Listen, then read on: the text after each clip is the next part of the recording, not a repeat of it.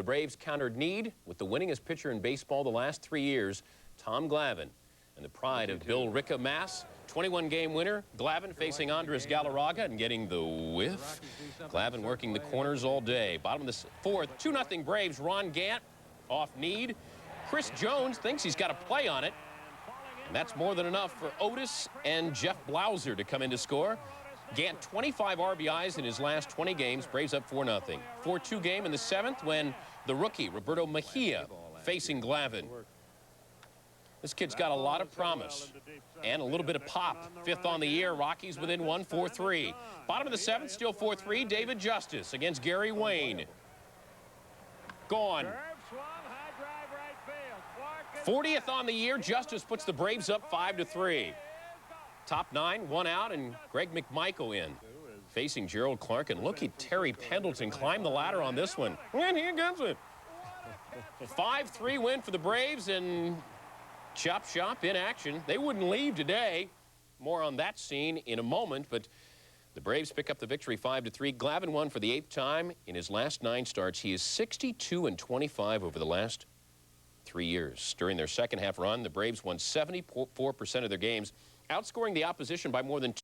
After giving up 3 runs, so in the 5th, Dave Burba comes on to try and hold the Dodgers down. Forget about that one. Mike Piazza greets Burba's first pitch with a home run, and it's 4-1 Los Angeles. They were watching in Atlanta and reacting. 3 batters later, Corey Snyder off Burba.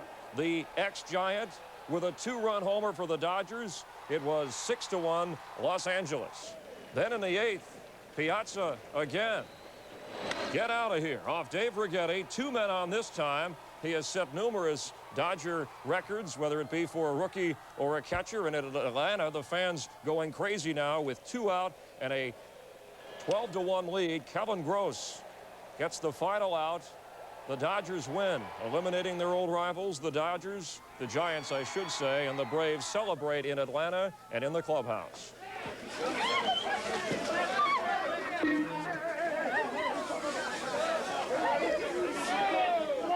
Even Bobby Thompson in the stands couldn't help the Giants in this one as he attended the game. Robbie Thompson was in the lineup, went 0 for 4. Same for Bonds, who struck out twice as the Braves win out. It's gratifying, I'll tell you that. I mean, to come back from where we came back from, you know, just over the course of the second half of the year to play the way we have, I mean, it's a great tribute to the guys in here. I mean, nobody gave us a whole lot of a chance to win this thing after the All-Star break, but we showed people what we're made of, and it's been a lot of fun to go out there and prove people wrong. Yeah. Ah! We got our ass kicked, man. That's what went wrong. Any reason? Anytime you give up 4 home runs, that's normally pretty bad news. Now you can win all the MVP trophies in the world. You can win all the Golden Gloves, but just that one time. I mean, just one time, you know, before it's over. I want all those fans in San Francisco to feel today like we felt in 1991 and 1951 and 1962. Now, they will remember this day a lot more than we will. Wow. Well, if you're a Giant, there's nothing good about second place. The 103 wins makes them the first team since the 1954 Yankees to win as many games and finish second. And those on hand saying thanks for the memories. Former minority owner Bob Hope. 72,000 on hand in the 8th. Frank Thomas trailing Albert Bell by 1 RBI. Jerry DiPoto walks Thomas. Bell wins the RBI title by 1. Jose De Leon on in the 9th. 2 outs facing Mark Lewis, and the whiff. Sox win. Hey, thanks for the memory. It's hard to say goodbye if we can't deny.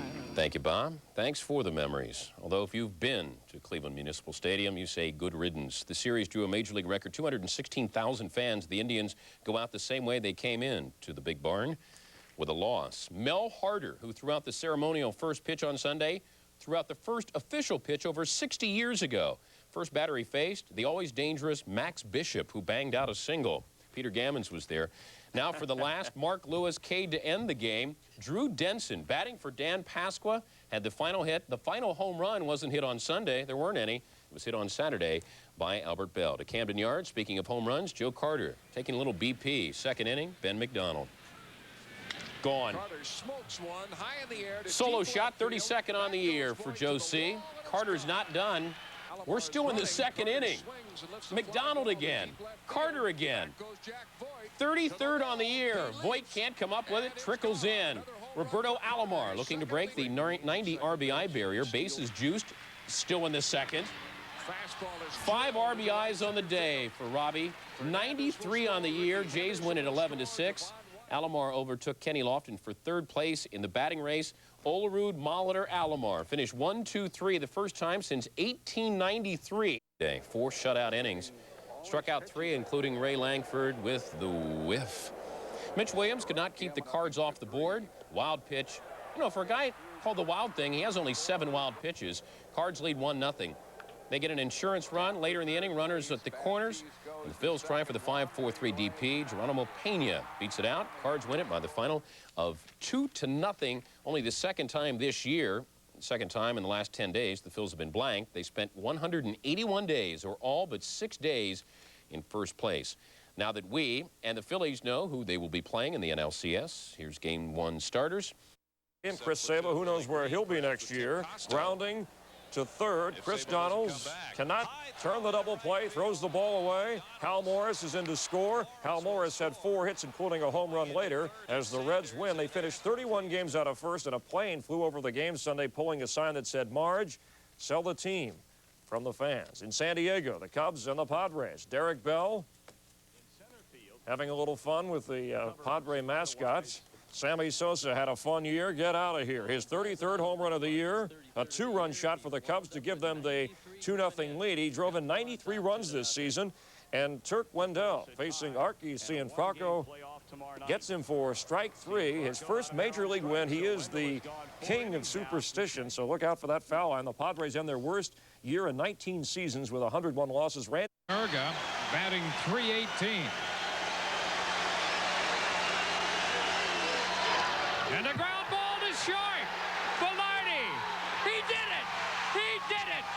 No-hitter for Jim Abbott. And the no-hitter, of course, Abbott's high point. He's only won once since that time. The Yankees had already clinched second place in the division when they closed out against the Tigers Sunday, who were trying to secure third. Detroit needed 2 runs to become the first team in 40 years to score 900 runs in a season. The 53 Dodgers, the last to do it.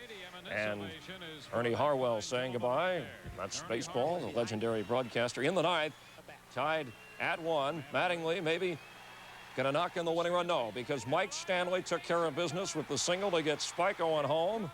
And the Yankees win it for Buck Showalter, who pays tribute to the fans by tossing them his cap. The Yanks finishing 14 games over 500.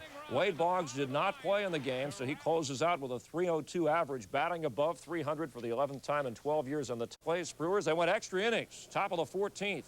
3-3, 2 on, nobody out. Dave Nilsson singling to center. Surhoff and Greg Vaughn are in. And the Brewers go on to win it in 14, 6-3. So the Red Sox have back-to-back losing seasons now for the first time since 65-66. Robin Yount, playing in possibly his final game, was called out on strikes with 2 men on in the 12th inning. It is 5,000th strikeout there. Brett hit his first major league home run here and notched career hit number 1,000. Will the Rangers have something to celebrate before moving into the old place? Juan Gonzalez, seeing that Ken Griffey Jr. didn't homer, he is the home run champ. Last game for George Brett, standing ovation from both teams. And George, in the 9th inning against Tom Henke, called this the most emotional at-bat he's ever had. The dribbler back through the box, and George said, "I had tears in my eyes at first base. I did not want to get off the bag." A great moment there. Nolan Ryan and George Brett, they will be reunited in 5 years. Arlington Stadium will be torn down this winter when they get ready to move into a $176 million facility. In the Metrodome, the Twins and the M's, well, we want to mention what George has done. That scoreboard. Despite the win, the Twins turned in their worst season since 1986. Dave Winfield didn't play on what was his